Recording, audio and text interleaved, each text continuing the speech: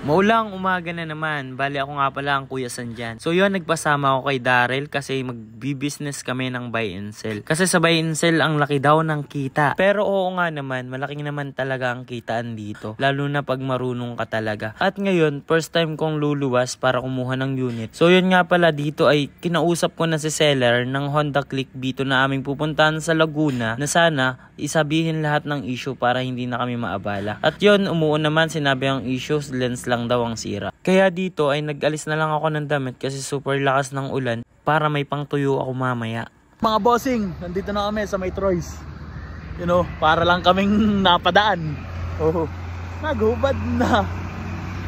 Bali ngayon nga ay nasa unahan natin ang dalawang seller ng Honda Click B2 na kausap natin. Bali papunta tayo ngayon ng Mabitak para i-check ang Honda Click. So yun, nakita ko naman agad ang sinabi nila seller na issue. Bali ito nga pala yung issue na basag ang headlight tapos minor scratch. At dito ay i-check na natin ang papel kung papasa sa atin. Bali dito nga pala ay may mga palatandaan tayo ng original papers. Makikita nyo sa harapan yung LTO na maliliit na parang guhit, tapos check nyo yung baba ng papel kung magaspang, at marami pang iba yan na palatandaan. At original naman ang pinakita nilang paper sa akin. Kaya wala na tayo magiging problema. Babayaran ko na sana, kaso chinek ko ang tambucho, may nakita tayong problema. So yan langis-langis nga pala ang tambucho nila sir. At bali chinek ko, bigla na lang si sir nagpakita ng video, nakakakuha lang daw nila ang Honda Click na pinakita nila sa amin. Pero hindi ako naniniwalang hindi nila alam yun kasi buy and sell sila. Alam nila yan kasi trabaho namin yan. Alam namin ng mga issue ng unit. At yun, kumain na lang kami ni Daryl dito sa Mabitak kasi super wala talaga kaming magagawa sa mga ganong tao. So yun, okay naman yung aming ahente kasi hindi naman nila alam yun.